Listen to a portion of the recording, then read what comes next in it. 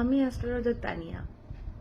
আমাদের বাস্তুতে আমাদের ঘড়ি ঘড়ি তো খুবই প্রয়োজনীয় জিনিস। আমাদের যেটা ছাড়া এক পাও আমরা চলতে পারবো না, আমরা সময়ই দেখতে পারবো না। তাই আমাদের বাড়িতে সবারই কম বেশি 2-3টে করে ঘড়ি রয়েছে। দেওয়াল ঘড়ি রয়েছে, বসার ঘরে, শোয়ার ঘরে, বিভিন্ন জায়গায়। কিন্তু সেই ঘড়ি আমরা যেখানে সেখানে লাগিয়ে দিই, কোনো দিক, কোন দিকে লাগানো শুভ অশুভ সেগুলো না জেনে। হয়তো আমরা অনেকেই জানি না, কিন্তু আমাদের বাস্তুতে না ঘড়ির একটা অনেক বড় প্রভাব রয়েছে। তাই ঘড়ি কোথায় লাগাবেন, কিভাবে লাগাবেন, কোন দিকে লাগাবেন, কি কি ঘড়ি লাগানো শুভ, সেটাই আমি আজকে জানাবো এই ভিডিওর মধ্যে দিয়ে।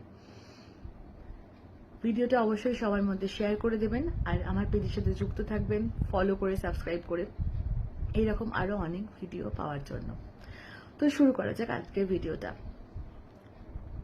বাড়িতে দক্ষিণ দিকের দেওয়ালে অথবা পশ্চিম দিকের দেওয়ালে কখনোই কিন্তু ঘড়ি লাগাবেন না। বাড়িতে উত্তর ও পূর্ব দিকের দেওয়ালে ঘড়ি লাগাবেন। আর বাড়িতে মানে যথাসম্ভব গোলাকার ঘড়ি, গোল আকৃতির ঘড়ি লাগানোর চেষ্টা করবেন। আর বাড়ির দরজার নিচে বা জানলার নিচে, যেখান দিয়ে যে দরজার নিচ দিয়ে আপনি যাওয়া আসা করেন, সেখানে কিন্তু ঘড়ি লাগাবেন না। জানলার নিচেও কিন্তু ঘড়ি লাগাবেন না।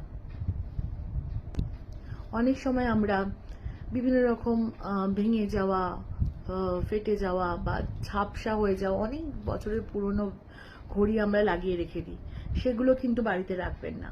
আর বন্ধ ঘড়ি তো বাড়িতে রাখবেনই না। সারানো সম্ভব হলে অবশ্যই সারিয়ে ফেলুন, আর না হলে বন্ধ ঘড়ি কিন্তু বাড়ি থেকে ফেলে দিন।